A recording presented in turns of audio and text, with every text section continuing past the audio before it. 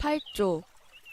하나님은 본질적으로 한 분이시지만 세 위격으로 구별되신다. 이 진리와 하나님의 이 말씀을 따라 우리는 한 분이시며 유일하신 하나님을 믿는다.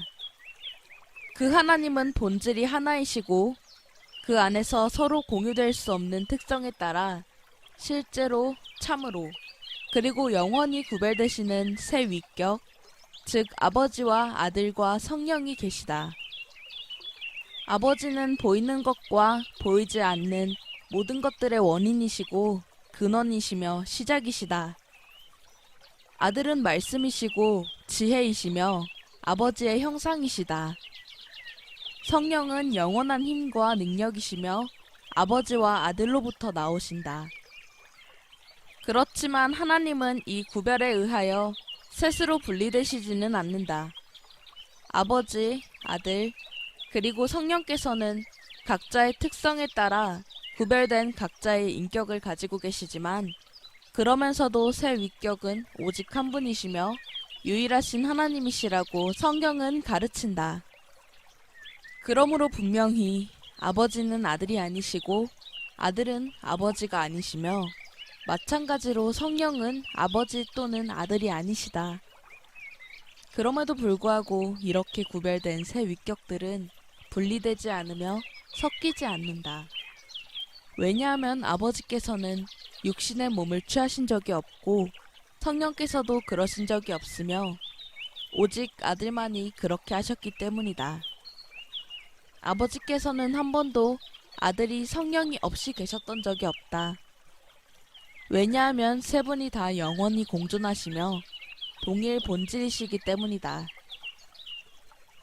세 분 모두는 진리와 능력과 선하심과 자비에 있어서 하나이시기 때문에 첫째 되시는 분도 나중 되시는 분도 없다. 연합의 비밀, 하나이신 하나님.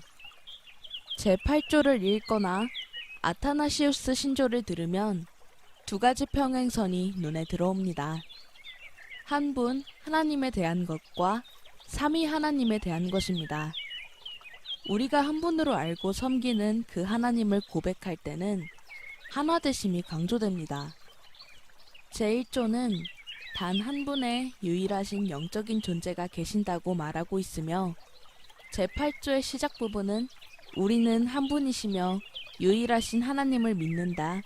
그 하나님의 본질이 하나이시고 라고 말합니다. 신명기 6장 4절에서 하나님께서는 스스로를 한 분이시고 유일하신 하나님으로 계시하셨습니다. 들어라 이스라엘아, 여호와는 우리 하나님이시고 여호와는 한 분이시니. 바울은 디모데전서 2장 5절에서 하나님은 한 분이시며 라고 말합니다.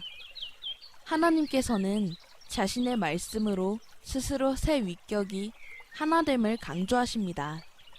때로는 성부, 성자, 성령 사이에 모든 구별이 사라지는 것 같이 보이기도 합니다. 하나님은 본질이 하나입니다. 이것은 어떤 단체에서 사장과 비서와 재무 담당자가 하나의 경영진을 형성하는 것과는 다릅니다.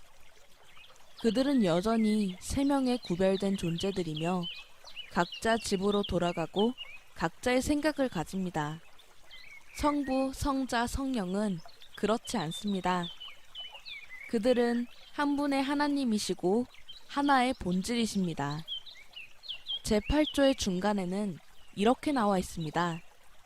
그렇지만 하나님은 이 구별에 의하여 셋으로 분리되시지는 않는다. 성경은 한 분 하나님이 세 분의 하나님이시라거나 하나의 본질이 세 개의 본질이라고 가르치지 않고 세 위격이 하나의 본질이라고 분명히 가르치고 있습니다. 성경은 성부의 3분의 1만큼 하나님이고 성자, 성령도 각각 3분의 1만큼의 하나님이라고 가르치지 않습니다. 오히려 이렇게 구별된 세 위격들은 분리되지 않으며 섞이지 않는다라고 가르칩니다. 구약은 특별히 하나님의 하나되심에 대해서 계시합니다. 세 위격이 다 계시지만 한 분 하나님이 강조되고 있습니다. 이스라엘은 자신을 믿고 섬겼던 모든 이방 민족들 가운데서 한 분이시며 유일하신 하나님이 계시다는 사실을 배워야 했습니다. 이것은 그들에게 아주 어려운 일이었습니다. 포로로 잡혀가기 전까지 이스라엘은 하나님이 한 분이시라는 진리를 실질적으로 배우지 못했습니다. 포로 경험을 하고 나서야 다른 신들을 따르는 것으로부터 결정적인 치유를 받았습니다.